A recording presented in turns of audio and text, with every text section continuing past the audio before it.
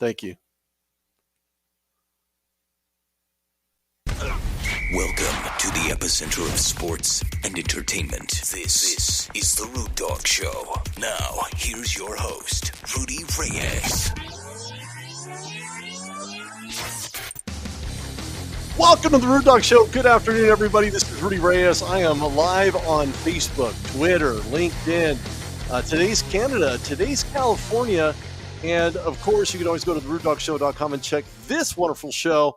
And it couldn't get any more wonderful than the guest here I'm about to bring on to the show, Mr. Randy Cross, three-time Super Bowl champion of the San Francisco 49ers, who probably has been keeping a bird's eye watch on Cap. And we were having a little sidebar on the cap issues and some of the teams that are, I don't know, finding their way under the cap. Maybe you'd stated they had different calculators.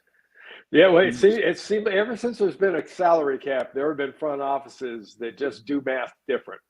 Some use calculators, some use abacus, some do the old rat hole the money and just say, I'm going to pretend that's not even there, and I'll use that later. Yeah, it's kind of interesting to see guys. We were talking about Mickey Loomis and the Saints and how they managed to get under the cap. At least at this juncture, it looks like they will get under the cap because Mickey does this every year, year after year after year for New Orleans, where he ends up starting on the high and then ends up getting on the low and just barely getting by, but enough to have a 53-man roster now signing Derek Carr for a 40-year deal there in New Orleans, which I think is going to be not only a change of scenery, but we're not going to know whether or not he's going to be that guy moving forward. I know they signed him a 4-year deal, but Derek Carr, I've seen him play way too many times, whether it's in Oakland or in Las Vegas. And I'll be honest with you, I've seen the same Derek Carr, not like the Derek Carr in college, of course, connecting with Devontae Adams in the end zone quite a bit in their Fresno State days, which happens to be the city I'm in. But I don't know if he's going to have the same success or maybe better success. What does New Orleans have that maybe the Las Vegas Raiders don't in the way of protection, or maybe just overall from an organizational standpoint that makes Derek Carr a winner in New Orleans? Well, you mentioned Mickey Loomis. That doesn't hurt. He's got some pretty good talent around him. Probably a little bit better talent than he had at Vegas. You know, it's kind of when Jimmy G went there to the Raiders. I think a lot of people, you had to kind of look at it and go, man, that could be rough. Because if they're going to beat up Derek Carr, they're going to probably beat up Jimmy G too. I don't know. I think New Orleans has got talent that's just a little bit better, honestly, on paper. But you know, how is he going to play? Is he going to sort of rediscover that spark, that magic? You know, those that have watched him now for how many years he's been in the league would say, 6, 7 years? Yeah. Yeah, well, maybe not. No, probably not. Well, I don't know that he's going to have the type of protection up front that he had, obviously, in college. Raiders, he had some, not the best, but guys like Drew Brees managed to do a lot under the very similar type of offensive blocking and protection up front. He's done it. He's done it, but in postseason play, he's 0-1. So Derek Carr could be what we all thought he could be, which is a star. Is this a place where he can actually relive and reinvigorate his career in New Orleans versus the tumultuous situations with multiple coaches in a carousel coaching situation there, as he's going to find in New Orleans where there's only one coach? Well, you know, he also gets himself in a little bit more user-friendly division. Tampa, you know, speaking of cap, you know, they're an incredible amount over the cap. And you got, Atlanta is kind of to say they're in flux as being nice. Carolina is definitely, you know, not a huge challenge. So he's stepping into a much better situation than, you know, trying to stand toe to toe with the Chiefs and the Chargers. Yeah, he has a much much better chance. And I know Carolina is on the rise, but between that deal that the Bears had sent over and vice versa, they were giving and taking a little bit. I think the Bears got the better end of the deal, to be perfectly honest with you, because they get to trade down. They get to bolster their 53-man roster. They're going to have a few rookies. Fields finally gets some help downfield where he only had one or two options every single game, including himself being able to run when the pocket presents itself, which did happen a whole lot last year. I know his rookie year it did, but a lot of things are going to get better for the Chicago Bears and Ryan Poles, who just seems to be pulling rabbits out of his hat. They have the most cap in the NFL. I don't even know how that happened. Yeah, I think it's going to be fun to watch and see what they do from the toys standpoint, because they've got still have some pretty good draft picks. And I think you look at what they could do, could they do a little Buckeye reunion for Fields, getting in Jigba there or whoever. It's not an easy place to play. That's, in that division, Green Bay is the only one that kind of lives outdoors and has thrived, in those conditions. Chicago and Fields he's got some stuff to prove without a doubt. I know there's some people that aren't huge fans of Justin Fields that, he was running. There's a reason he gained so many yards rushing. A, he could do it, and B, he had to. So, I think you start getting a situation where you get him more toys, it'll be a much more user-friendly offense for Fields. I think user-friendly is probably going to be a little bit more likely in Chicago than it is right now with the, again, ×2. And I'm over it, Randy. I'm so over it right now between Aaron Rodgers not making up his mind. Is he coming? Is he going? He's in darkness. He's in the light. I'm over it. His inability to make a decision and understand what an inoculation is versus a vaccination certainly boggles the mind. The Jets have been in contact with Aaron Rodgers within the last 24 hours. I know there's a ticker somewhere. Somebody has it on their Twitter line. I don't know who it is, and frankly, I don't really care. But I will ask you this. Does Aaron Rodgers, if he leaves Packerland, is this going to be another situation if he goes to New York, let's say? Is he going to be able to bolster this roster? Because don't forget, he didn't practice with the rookies last season or the season before that in order to build continuity. Of all people, that you have to build continuity in order to take that into the regular season in order to be successful. It's also incumbent upon an organization and a coaching staff to give him guys that at least know the offense. That was an issue last year.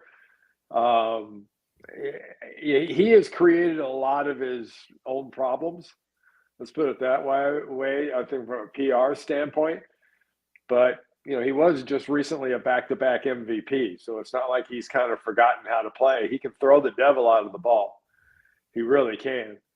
And I think he's going into a situation that's better than it was at Green Bay from the standpoint on the offensive side with the guys he's going to be throwing the ball to.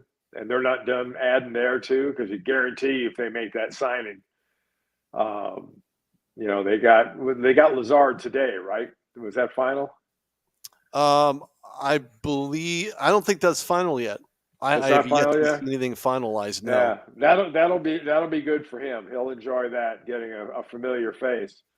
But not only that, but Randall Cobb is a guy as well who will find his way to New York if for some reason Aaron Rodgers decides to leave and land. Aaron Rodgers, though, Rudy, he can throw the ball. He is going to still be just fine. They're not. Let's put it this way: they're not getting an ex-Green Bay Packer quarterback quite like it was with Favre when Favre went there.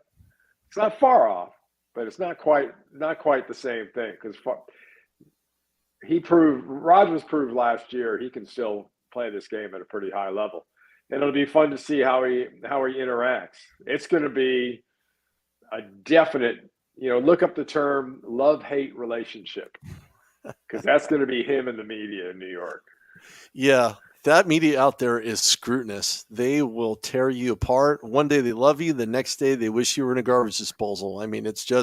just that bad. It Yeah. really And they is can and that bad. they can make both happen too. Well, they could. It depends on his performance. It depends on his play. And it depends on what his interactions are with not only the media, right? Because we know that if you go to New York, you're going to be facing the sacrificial lamb, or you could be it. And all it takes is a tag Yeah. to make Well, you that guy. it'll be really fun to see Rudy if they make this deal and they fully commit to him. I got to think part of this fully committed to him is the reciprocal part of that, and that's him being fully committed to them. Be it the off-season workouts, just working out in general in the facility and being around the football team. He's going to be learning a new offense. Football's not new for him, but it's still going to be a new experience for him. He's got an advantage of, if he does go there, of having Nathaniel Hackett, and he's familiar with him and his terminology and what he likes to do. So, Well, I want to see if he does land in New York, he has probably the easier slate, to be perfectly honest with you. Because you look at New England, they have, I don't want to say a question at quarterback because Mac Jones is still pretty good. He's still in the last year of his rookie deal. So he has some of the weapons. They did lose Jacoby Myers to the Raiders. So it would make sense that their needs are now a wide receiver. They need a defensive back, and they also need a guard to protect Mac Jones's weak side. My question is what team other than the Bills is he going to have to contend with? That's the Dolphins. And I think the Dolphins are on the rise because they just acquired Raheem Mostert, now his third stint in Miami, which yeah. now leaves the 49ers without a guy as dynamic as him. Not to suggest that he's the answer, no, but he was very durable. He does have an injury history, so that's obviously of concern. What did the 49ers lose when they lost Mostert? They lost. Kyle loves to have three. He'd like to have four, but he's got to have at least three running backs. He'll be fine. He'll find other guys, whether it's in the draft or free agency, that people that can fill a role. So it's going to hurt not having Mostert. I liked his pop. I like his just out of the hole, the way he can run, and his quickness. But I think a lot of that is made by the offensive line too. I mean, that's been a pretty damn good run blocking offensive line. They've had some issues pass protection wise, but they can definitely run the ball in San Francisco. And he won't miss that per se because Miami's pretty well stocked up too. But I think they're going to be fine. Well, they also lose McGlinchey. Now, I know McGlinchey, again, not the best or not the most athletic guy, but he's a big body. And progressively, he's shown glimpses of greatness on that offensive line. And what's going to be interesting to see who starts under center. We'll talk about that in a minute. But do they go into the draft? Do they find the next man up to take McGlinchey's spot? I would think on the roster, I'm drawing a blank on the kid's name that started for him when he was hurt earlier in the year. But I would think, and they have done this every year, they will draft linemen. You're going to see, you saw all those draft picks they got. They got what, 7 supplemental picks.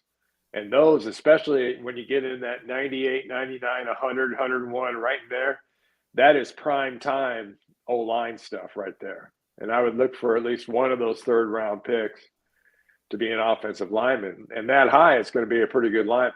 But they've also got excellent coaches, and their guys play to their scheme, and they're drafted to their scheme, which I think it gives the Niners, it gives Lynch, and it gives Shanahan an advantage. It definitely does. I think Trent Williams played really, really well last year, regardless of who was under center, which kind of leads me to the obligatory Brock Purdy is scheduled to have surgery on that inflamed elbow. Um, One has to question. I understand Trey Lance still under contract. Mm-hmm. It was the season of broken ankles, and I don't mean an NBA broken ankle. I mean an actual literal broken ankle or high ankle sprain. I mean a combination. Either one is not fun. Yeah. But with the loss of Brock Purdy, at least until training camp, hopefully, fingers crossed and toes crossed, if you can do both at the same time. Uh, I don't know who they're going to get if Trey Lance is not ready or Brock Purdy is not ready. Do they go in the 6th round and pick up a quarterback? That's possible. I wouldn't say it's impossible.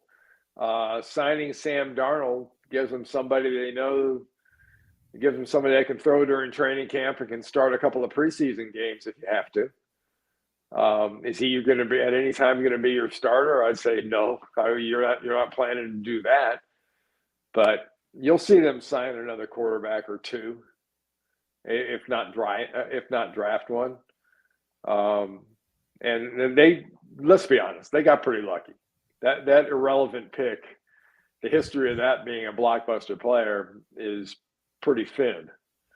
So, Purdy played really well. It's real important that he has a great rehab, has a great surgery result, and gets going. Trey Lance, at least initially from a competition standpoint, there's not going to be much competition. He's going to be healthier and have a little bit of an edge to start with.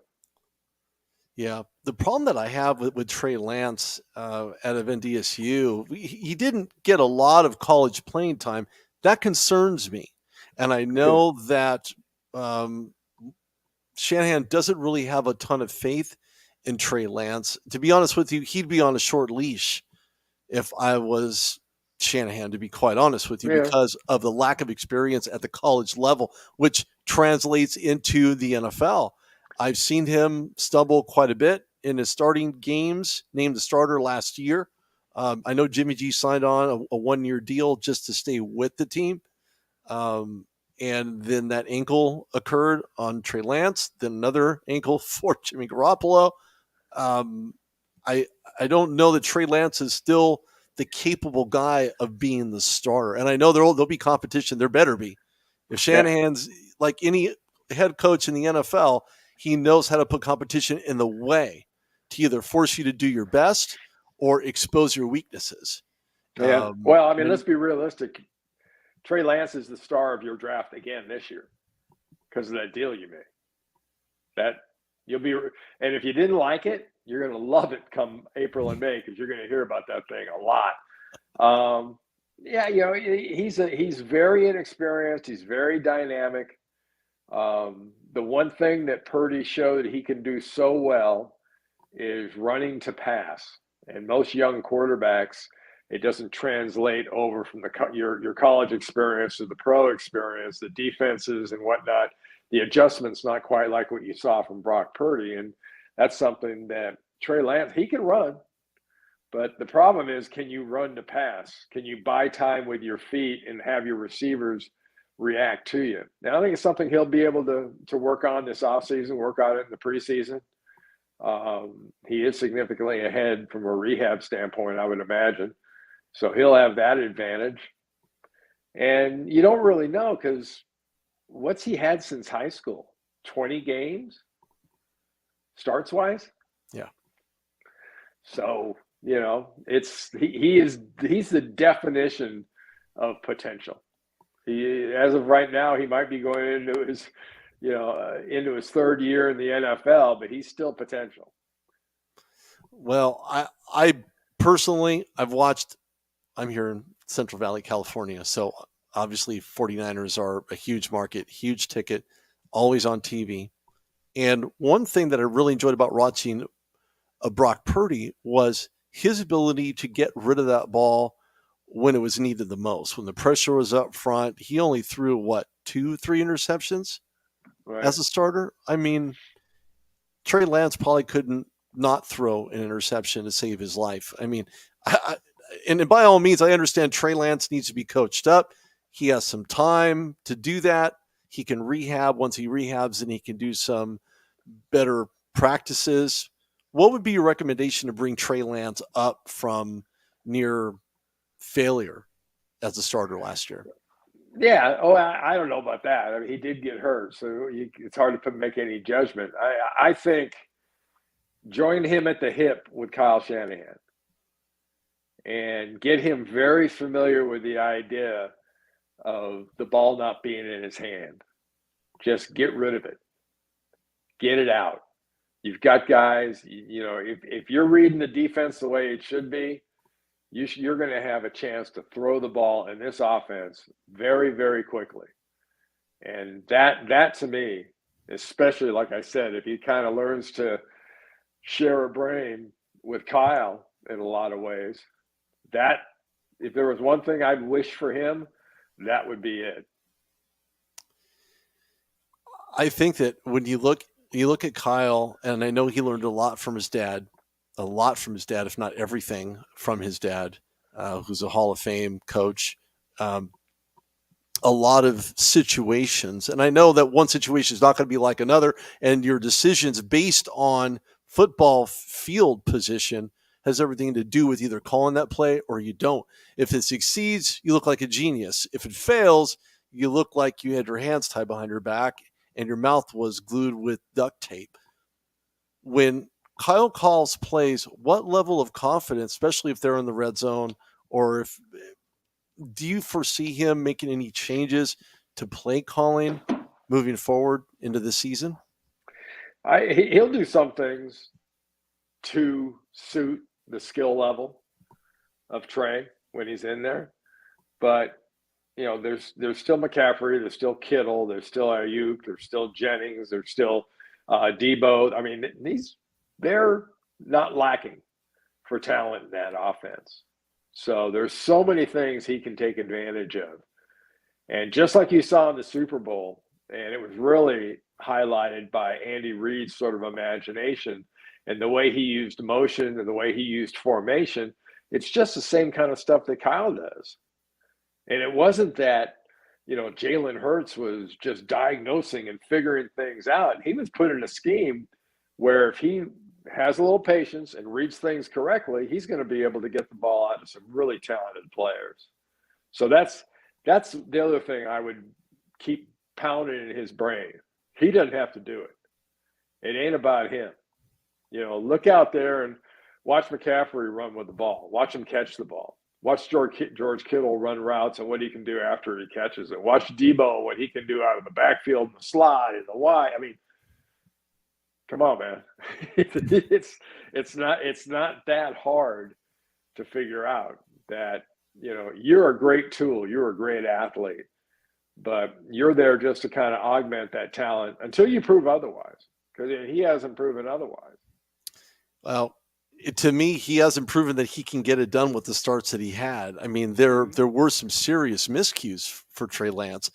I'm not throwing him under the bus by any means. I'm saying he needs a hard lesson, or probably many hard lessons, in order to get to the level that this offense needs for him to be in order to be successful.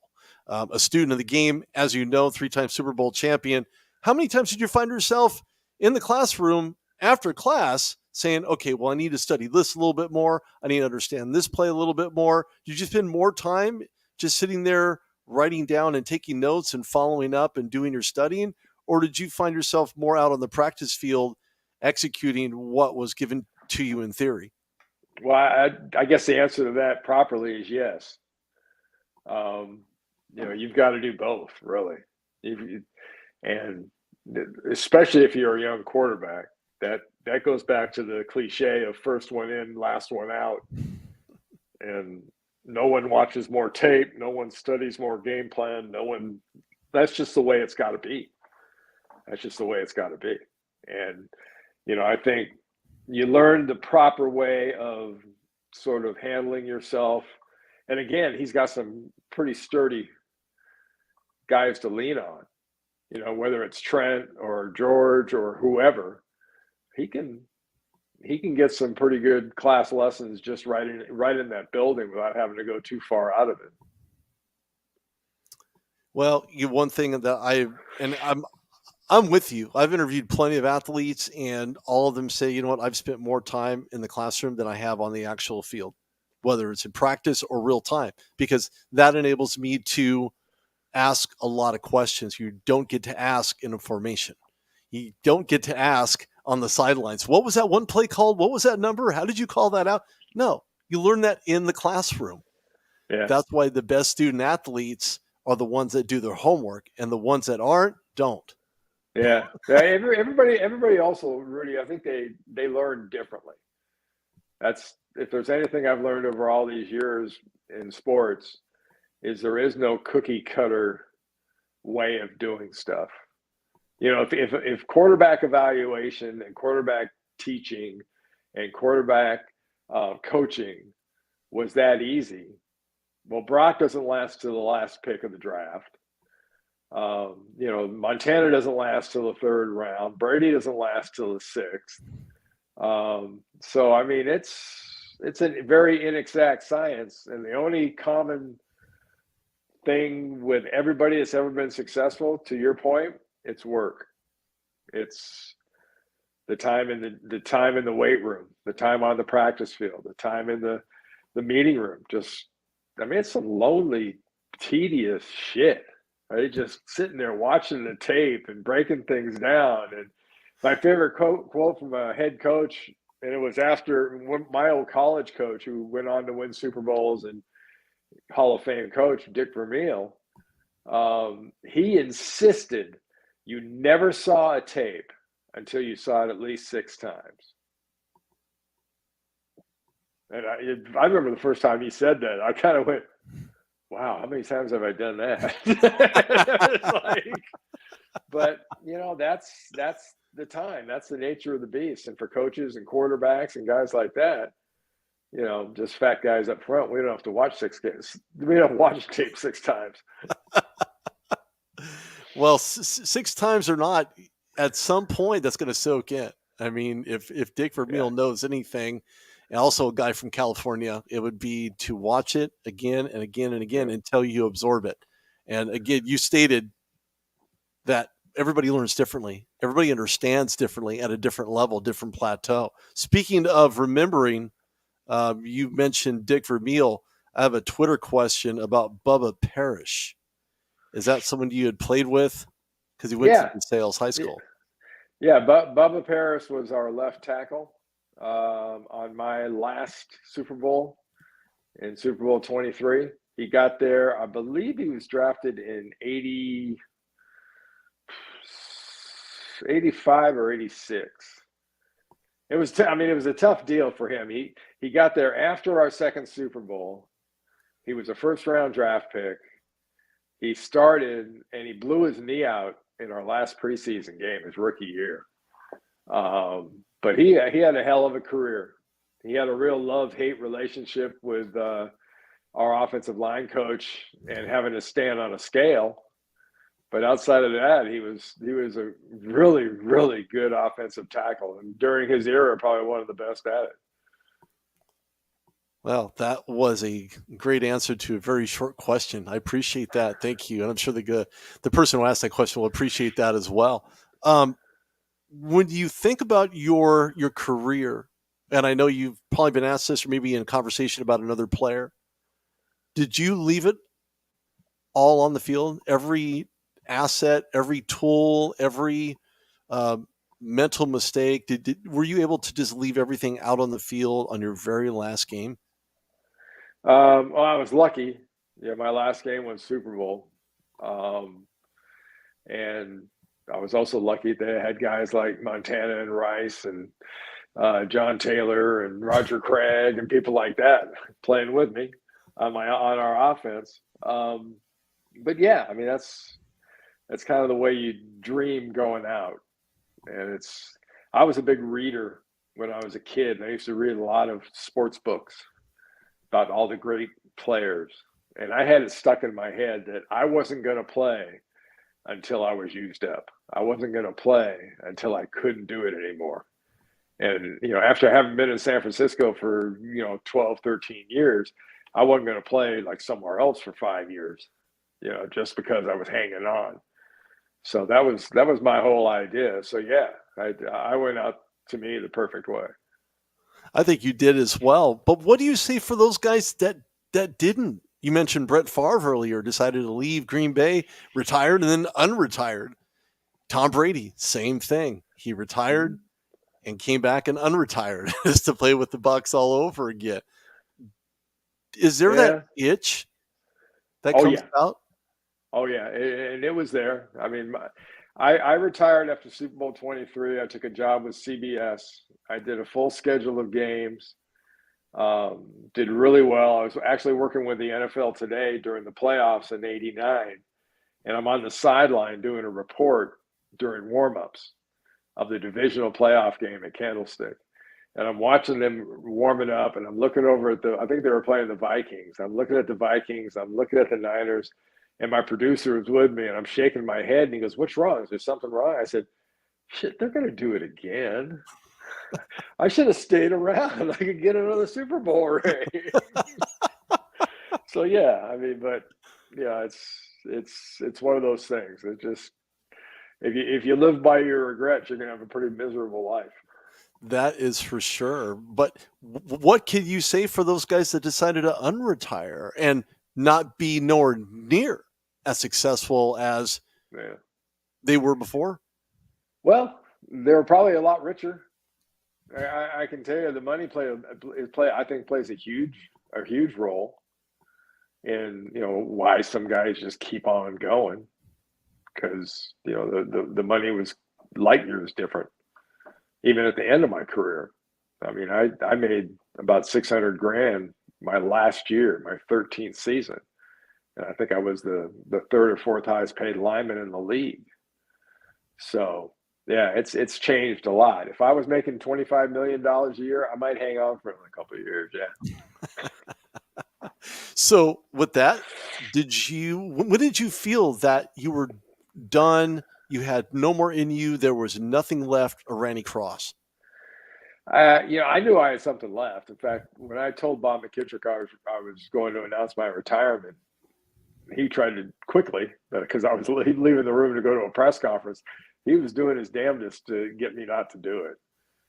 He kept telling me, "You can play another 3 or 4 years. You got to stick around." But that's the one thing about sports that's different than the corporate life or being an entrepreneur or anything else. At least I think it is. When you watch the tape, if you still see the guy that you recognize for all your career, then stay and keep doing it. And if you're being honest with yourself and you look at that tape and that's not what you sort of want to put out there, then maybe it's time not to play. And that was kind of where I was at. I was still playing at a good level, really good level. I mean, I was second team All NFC my last year. I was still playing pretty good. It wasn't what I had expected. I had a little injury the year before. I had torn an MCL, so I had to go back into center my last year and a half.